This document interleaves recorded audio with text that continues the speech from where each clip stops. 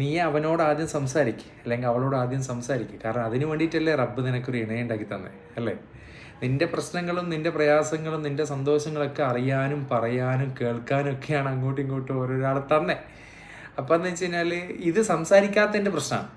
അവയ്ക്കിത് മനസ്സിലാവില്ല പറഞ്ഞു കഴിഞ്ഞാൽ എന്നുള്ളൊരു ചിന്തയുണ്ട് നമുക്കത് ചുമ്മാതാണ്. അല്ലെങ്കിൽ മൂപ്പർക്കത് മനസ്സിലാവില്ല എന്നുള്ളൊരു കോൺസെപ്റ്റ് ഇയാൾക്കുണ്ടാവും. മനസ്സിലായില്ലേ? അപ്പം അതുകൊണ്ടല്ല എൻ്റെ പ്രശ്നങ്ങൾ, എൻ്റെ മൂഡ് സ്വിങ്സ് എങ്ങനെയാണെന്നുള്ളത് അവർക്കറിയില്ല. അത് വെറുതെയാണ്. നിങ്ങളത് പറയായിട്ടാണ്.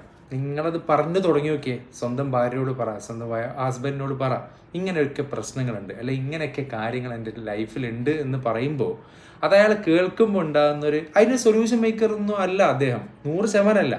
പക്ഷെ നിങ്ങൾ കേട്ടിരിക്കും, നിങ്ങളുടെ പ്രയാസങ്ങൾ മുഴുവൻ കേട്ടിരിക്കും. 100%. നല്ലൊരു ഭർത്ത് അല്ലെങ്കിൽ ഭാര്യ ഭർത്ത് ബന്ധമാണെങ്കിൽ 100% അതൊരു ഹാപ്പി ലൈഫായിരിക്കും. അത് നിങ്ങളത് ചെയ്തു നോക്കിയിട്ടാണ്. ഒരുപാട് ആൾക്കാരുണ്ട് അറിയുന്നത്, ഒരുപാട് ആൾക്കാർ അത് ആദ്യം തന്നെ പ്രഡിക്റ്റ് ചെയ്ത് വെക്കുകയാണ് എന്തെന്ന്. അവൾക്കത് കേൾക്കാൻ താല്പര്യമില്ല, എങ്കിൽ അവളോടത് പറഞ്ഞിട്ട് കാര്യമില്ല, ചുമ്മാതാ. സത്യം. ഇതൊന്ന് ചെയ്തു തുടങ്ങി നോക്കി നിങ്ങളെ ലൈഫ് പാർട്ട്ണറെ. പിന്നെ എന്തിനാ റബ്ബ് നമുക്ക് തന്നേ? ചിന്തിക്കടാ.